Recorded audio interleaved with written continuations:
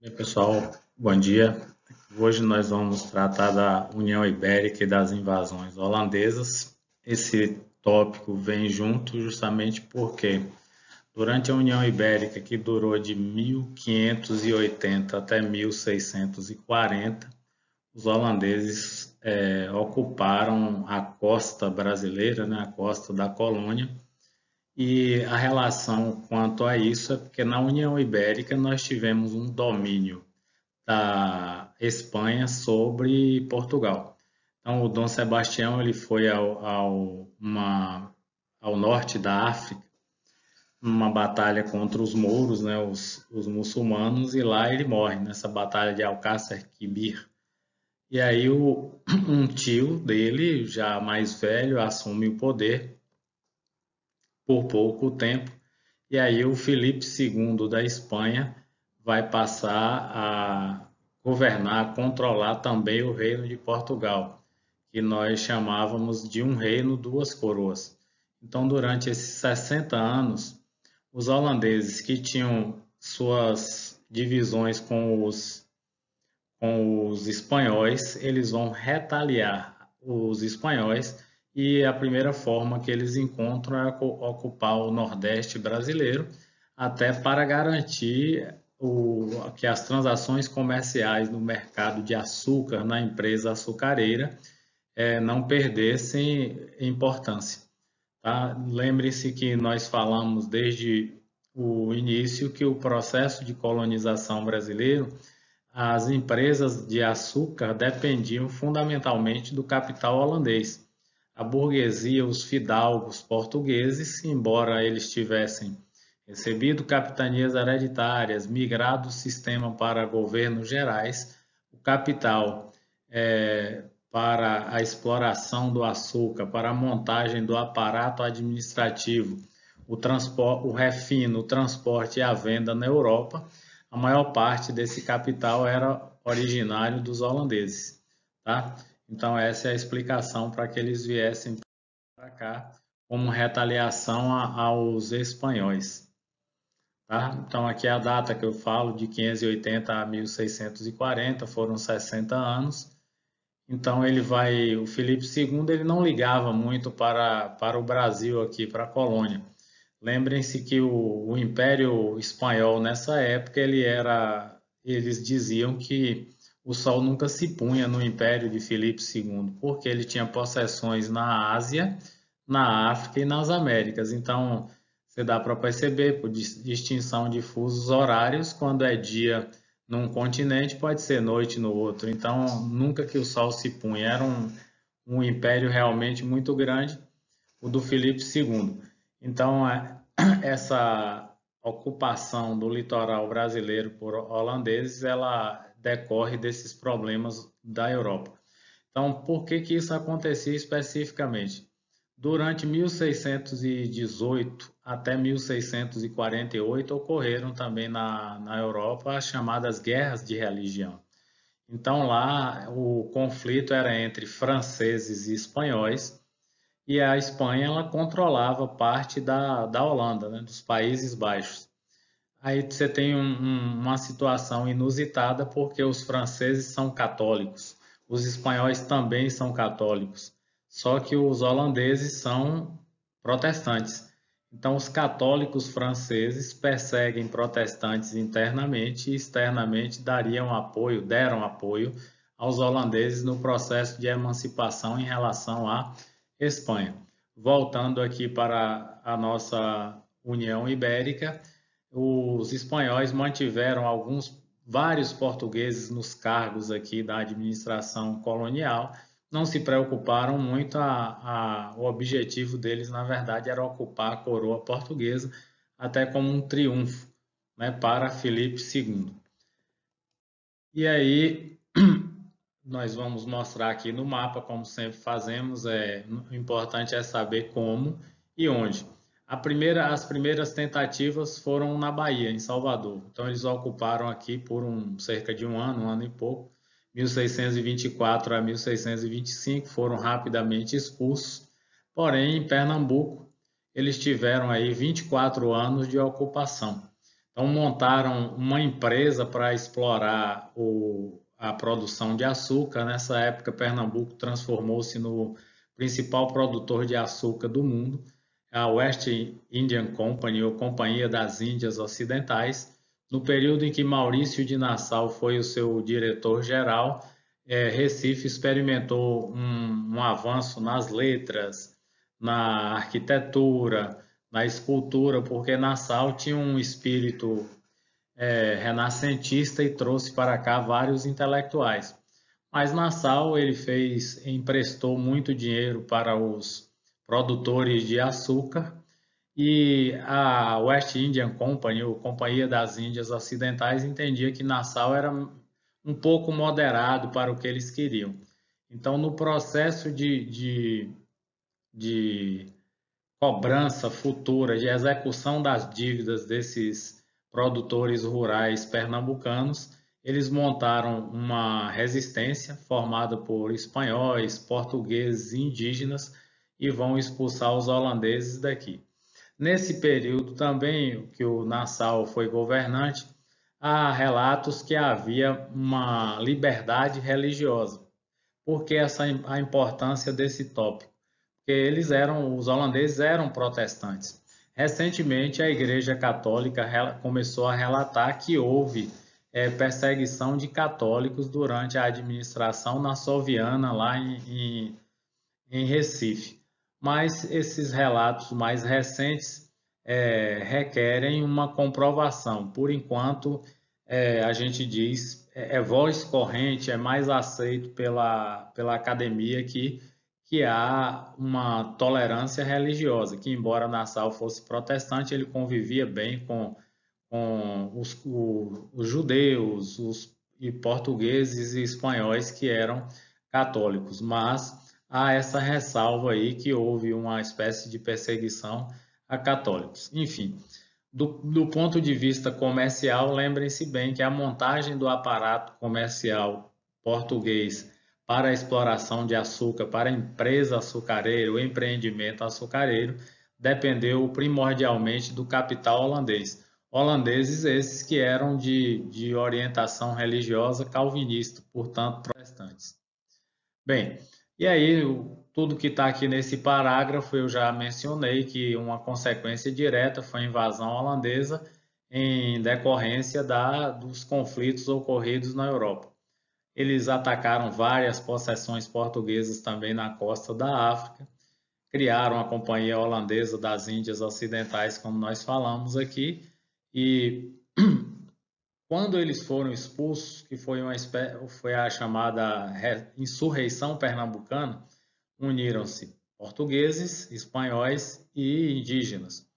A liderança do André Vidal de Negreiros, do Índio Poti, os holandeses resolveram cobrar as dívidas, executar as dívidas. Eles, sem querer pagar ou alegando que não tinham recursos para fazê-lo, fizeram essa insurreição pernambucana e expulsaram os holandeses do Nordeste. E aí nós teremos uma crise violenta na região, porque os holandeses eles transferiram a produção para as Antilhas. E lá o açúcar produzido era de boa qualidade e passou a concorrer com açúcar produzido aqui no Nordeste. Segundo relatos, o açúcar de lá tinha também melhor qualidade. Aí a região ela vai experimentar uma crise enorme, tá? Essa crise se arrasta até o século XVIII, quando a capital de Salvador vai ser transferida para o Rio de Janeiro. Aí é uma espécie de tiro de misericórdia na região Nordeste. Claro que essas atividades açucareiras elas vão se reduzir bastante, mas não acabam totalmente. Né? Lá na frente, no século, quando nós estudarmos o ciclo da mineração, nós vamos falar de renascimento agrícola no Brasil. Bem, agora nós vamos mudar o tópico para o processo de povoamento do Brasil. O povoamento ele ocorre nas regiões brasileiras de forma distinta, tá? Óbvio que os portugueses chegaram pela via litorânea, né? Não havia outro meio de transporte, então a maritimidade, a navegabilidade era a forma de se chegar ao Brasil. Então, no século XVI, esse povoamento ficou restrito às faixas litorâneas, próximo ao litoral, ao Oceano Atlântico, claro, e o cultivo da cana concentrou-se aí no recôncavo e no Nordeste, tá? Bem, você tem aí a pecuária também de forma incipiente, que se desenvolvia na chamada Zona da Mata, em direção ao sertão nordestino. Então, observe, se você tem um cultivo de uma pecuária e você se desloca da Zona da Mata para o sertão, você começa o processo de povoamento. É o objeto do nosso estudo a partir desse slide aqui. Já no século XVII, foram montadas as chamadas bandeiras, entradas e bandeiras. As bandeiras eram organizadas por particulares e tinham como objetivo a preação de indígenas, o sertanismo de contrato e a destruição de quilombos. Então, preação de indígenas era a captura de indígenas que fugiam eventualmente de alguma propriedade, captura de indígenas tipo novos para atuar nessas propriedades, destruir os quilombos para evitar as rebeliões e as fugas dos próprios escravos, e o chamado sertanismo de contrato também envolvia a busca de metais preciosos. Então, tanto as bandeiras como as entradas, elas contribuíram sobremaneira para o processo de povoamento pela interiorização do Brasil. As entradas são parecidas com as bandeiras, só que de cunho oficial, eram montadas pela coroa portuguesa. Nós também temos as monções, que são aqueles períodos que os rios estão facilmente navegáveis e essas embarcações também promoviam a interiorização do Brasil, navegando, obviamente, usavam da navegação fluvial, tá? Bem, nesse processo aí nós vamos ver que vai acontecer a ampliação do genocídio, né? Muita matança de indígenas.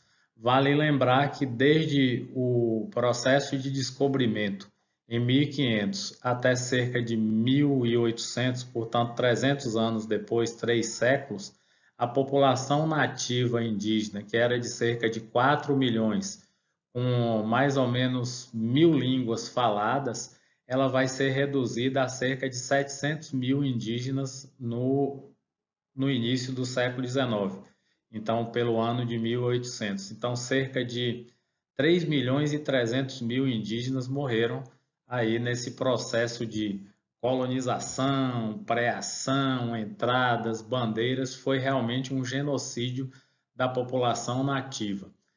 O Luiz Felipe de Alencastro, que é um historiador brasileiro, ele deu aula há muito tempo na Sorbonne, hoje ele mora no Brasil, tem uma coluna na Folha, ele fala lá da questão do genocídio por conta da transmissão de doenças, tá?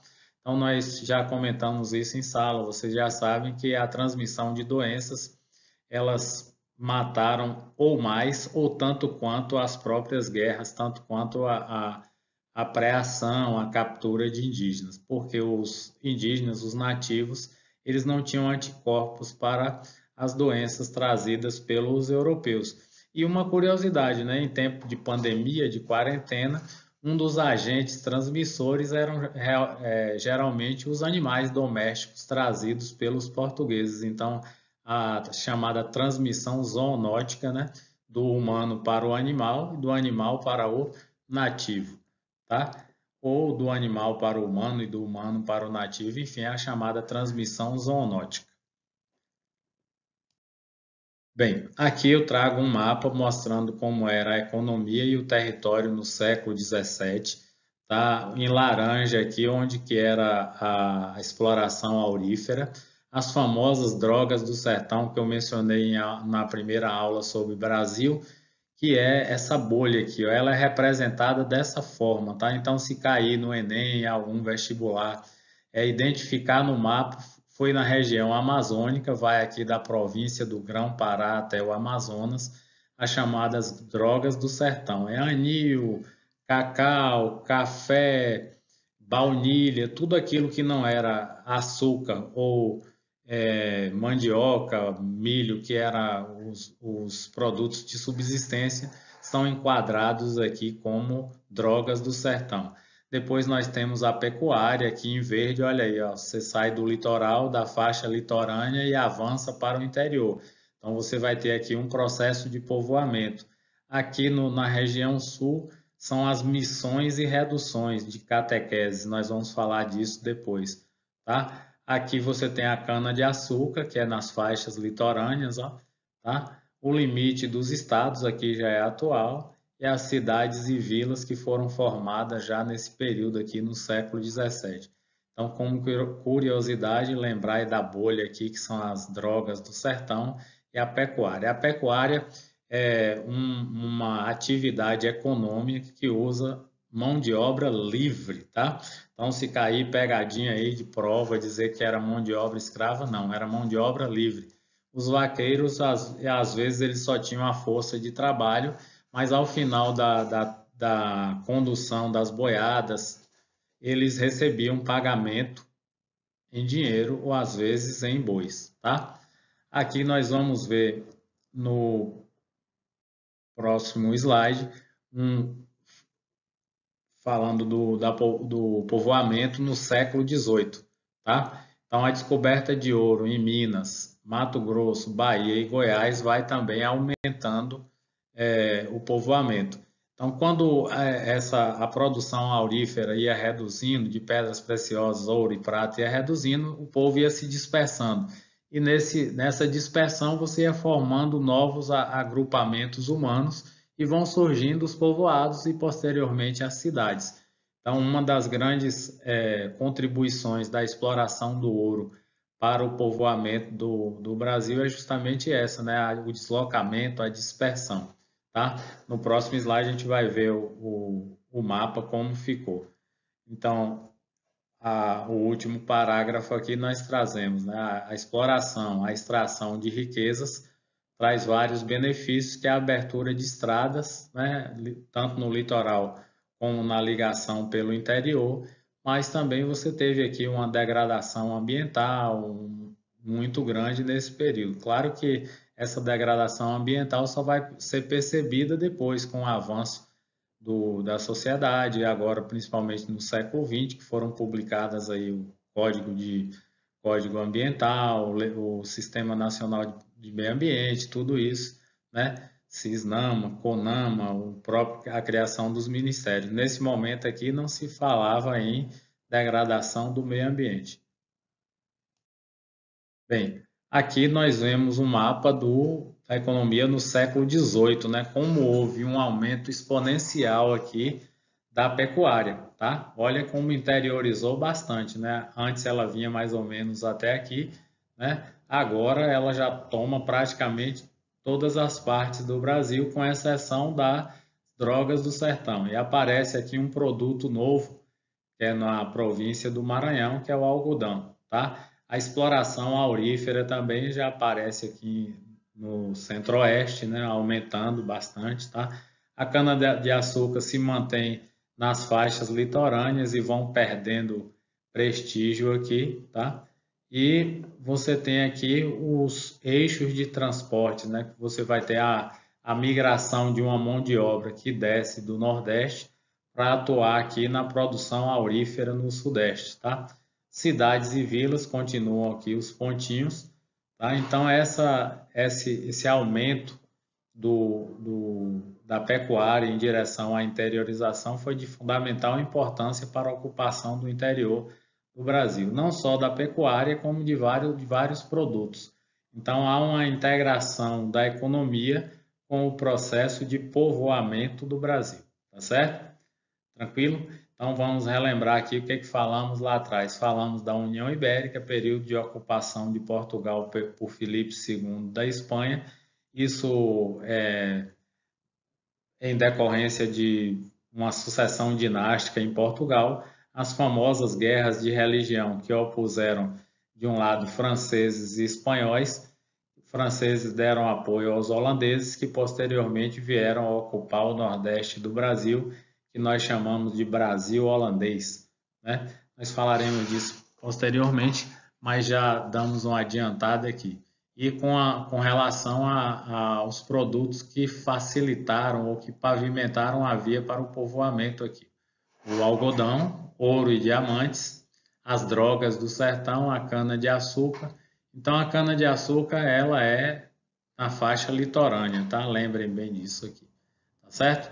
Então, tenham um bom dia, um bom estudo, bons estudos, melhor dizendo. Vão lá no ambiente do Google Classroom, tem atividades para serem feitas.